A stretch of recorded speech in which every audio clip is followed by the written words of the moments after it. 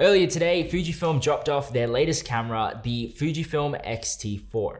Now, some people out there might see that it has an APS-C size sensor and dismiss it. But we are going to put it head to head against the most popular camera for vlogging and YouTube, which is the Canon EOS R. We're going to see if it compares to a full frame camera, and we're also going to see what's new about it versus the old X-T3. Also, if you like our new sign, hit the like button or comment below what you think. Let's get into it.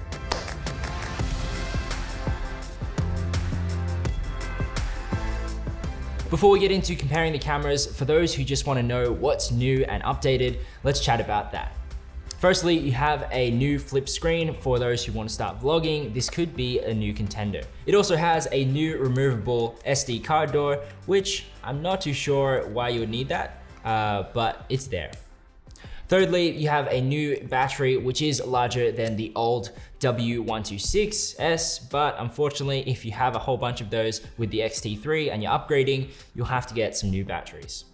Fourthly, it now has in-body image stabilization and can compensate up to 6.5 stops. It has 16 frames a second and is also 30% quieter than the previous version. Fujifilm also claim that it has faster autofocus and can last up to 300,000 actuations.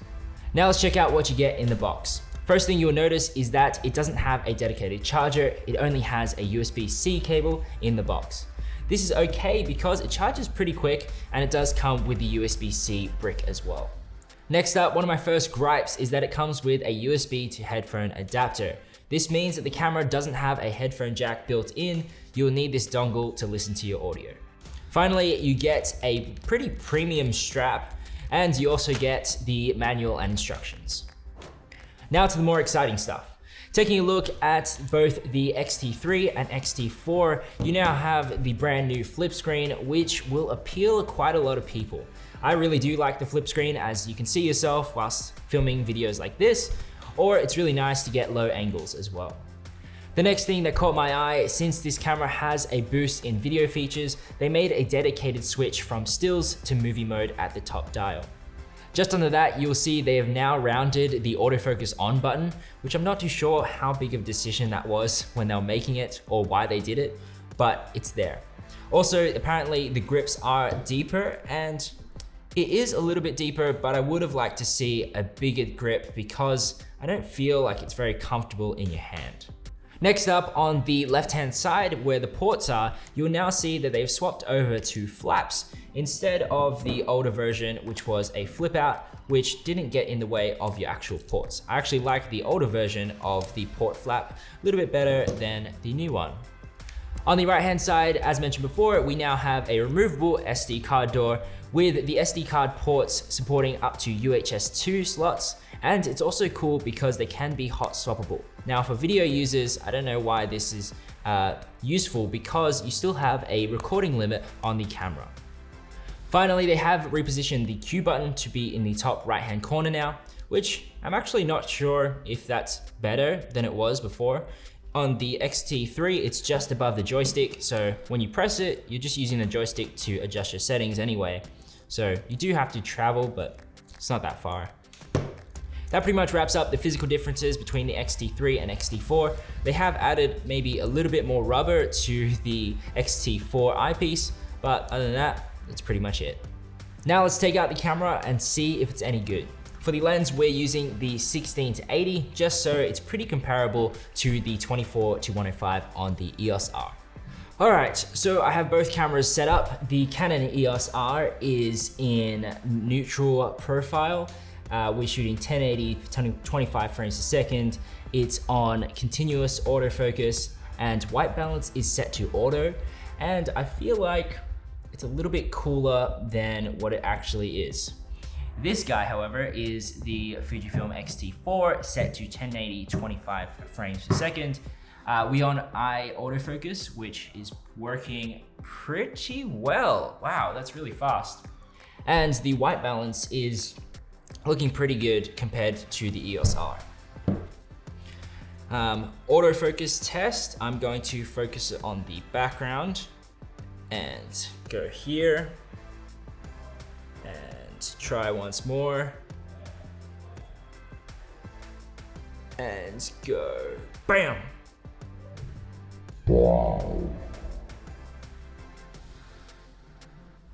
This is very scientific. And I forgot to mention, I have the in-body image stabilization on only, and on the Canon, I've turned the stabilization off because it's pretty average. In terms of audio, I'm gonna be using the X-T4, so that way you can hear the audio, and switching between the wireless Go attached to the EOS R. Now let's go. All right, so this is currently the X-T4 with the internal microphone. And this is the EOS R with the Rode Wireless Go. Now I'm bringing my backpack so I don't have to carry one or the other. And it is pretty dark outside, so this would be good for testing because everyone knows that a camera works well if it has good light. Whereas when it's dark, that's when you truly see what camera is good.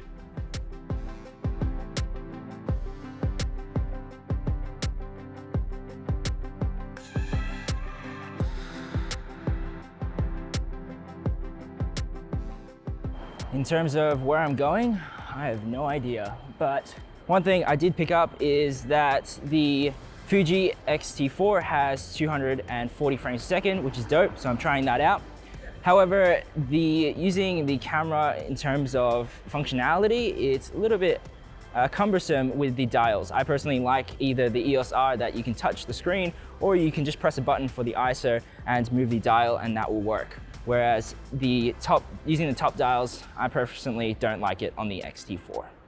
Now you might be wondering why I'm shooting video so late. It's because we want to get this content out to you as fast as possible. So we are doing it on demand. Also, there's not much happening in the city, so I'm not too sure what I'm going to shoot, but I'll find something. All right, here we go.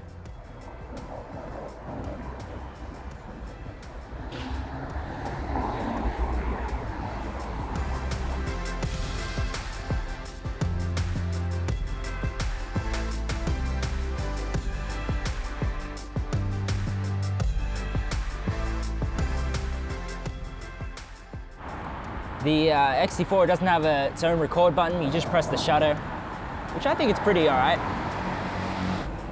In terms of video resolution and formats, I have to give it to the Fuji X-T4, as it has way more flexibility to choose what frame rate you're in, what resolution you want to shoot in, what codec you want to do, all the good stuff.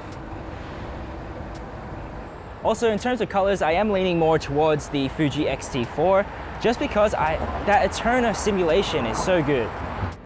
One thing to note, if you are using the slow motion at 240 FPS or you're using the new 4K at 60 frames per second, it does crop in at up to 1.29 crop. I guess depends on how you look at it, because the EOS R does crop at 2 times crop when shooting in 4K. On the topic of 4K, I have both cameras set in the same position, shooting at 4K, and as you can see, the EOS R does have that big crop. You can also, on the X-T4, get a few more pixels if you wanted to and shoot DCI 4K. Next up, testing the handheld capability. This is shooting on the X-T4 handheld at about 80mm in 4K. And swapping over to the Canon EOS R, I've turned off the stabilization in the lens, and this is just handheld. With that in-body image stabilization, I feel like it does give the X-T4 that leg up over the EOS R. And also, I'm noticing I'm shooting at 4K on the EOS R, and it is super close to my face. Now, we're gonna pause the video talk for a little while and jump over to some photos. Switching over to photo mode on the X-T4 is way easier now with the new switch at the top. And let's test out if the image stabilization works on this too. All right, so I'm shooting at 60th of a second. Wow, that takes forever. What am I taking a photo in? Dropping down to, let's go to 40. Oh, nice. All right, 15. Oh, it takes a while to process. All right, let's see how we went. So shooting it at 15th of a second. Wow, that's pretty sharp. Wow, that's pretty good. Now let's try it out on the EOS R.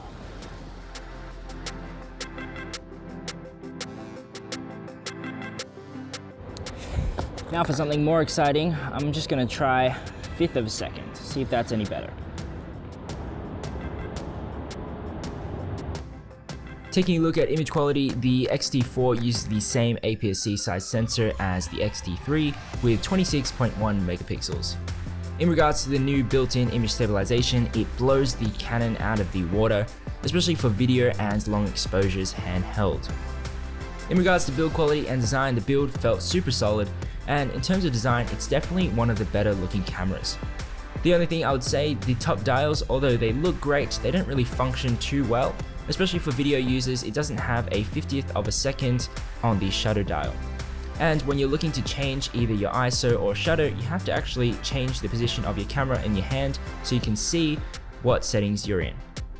Other than that, the camera performs really well. As you can see, the colors of the photos and the sharpness of them are amazing. I just recorded a whole bunch on the Canon EOS R, and then I realized that the battery died on this one, so it wasn't actually picking me up. But anyways, what I was talking about was my friend last week asked if I recommended the X-T4, and I kind of didn't really have an answer for him, but I told him the differences you get with an APS-C size sensor versus a full frame. Testing it out, it's not crazy different, but it is slightly noticeable in my opinion. So comparing both these cameras, I put them both head to head because for vloggers, I can see this camera being really good, and they both have the flip screen. And in terms of price range, the EOS R and the X-T4 are both in a similar price range of around 3,000 AUD. When it comes to using the cameras, I have to give it to the EOS R, as the touchscreen when changing settings really helps, but also just the intuitiveness of their menus. I've gotten to know and love the Canons, whereas every time I use a Fujifilm, I never get the hang of the actual menus and button layout. Also, I feel like when it comes to photo quality, I feel like the X-T4 definitely takes that function over form kind of feel, where I really like the features of the in-body image stabilization. But when it comes to the actual look, I do tend to lean a little bit more towards the EOS R, as it just has that slight pop on the photos.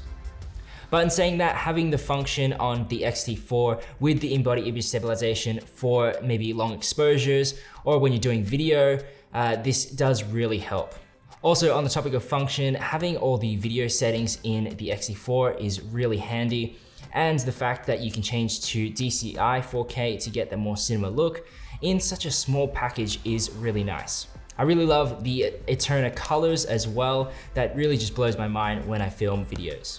However, on the topic of video, monitoring your audio on the X-T4, you do have to use this little dongle, which is annoying if you do forget it on a shoot. The X-T4 also has a new film simulation, which is called Eterna Bleach Bypass, which, to be honest, I'm not too big of a fan of it, but I'm sure some people out there would love it. Overall, I'm still impressed with the X-T4. Although I do highlight some things that I don't like about it, it's just so you know before you purchase it. They've managed to cram a whole lot of features in such a small camera with 240 FPS and 60 frames in 4K. And in terms of functionality over the X-T3, I do really like the flip screen and the switch from still to movie button. Some things I'm not too sure about would be the Q button. I'm not sure why they moved that or why they even rounded the AF button and changed the switches on the doors and taken out the headphone jack. But other than that, Fujifilm have still produced a great camera for both stills and for video as well. The only thing I would see holding people back from upgrading from the X-T3 would be the price point. You can now pick up the X-T3 for around $1,800 compared to the X-T4, which is going for just under $3,000. So wrapping up the Fuji X-T4, if you like to shoot sports, then the 16 FPS will really help you. If you like to shoot long exposures, the in-body image stabilization is really great. And for video users, the 4K 60 and a 240 FPS does work really well. Also on top of that, with Fujifilm, I really like their colors, and as I said before, the Eterna film simulation blows my mind. Lenses for Fujifilm are also very sharp, and now with the new battery life, you're gonna get a longer shooting time. Lastly, don't forget the X-T4 is weather sealed, and I highly recommend it for someone who wants to get the maximum features out of both videos and stills. So with all that said, if you want more information, hit the link in our description. Also hit the like button, and if you have any questions, pop them in the comments below. We also run frequent giveaways on our Instagram, so don't forget to check out that, and we'll see you in the next video.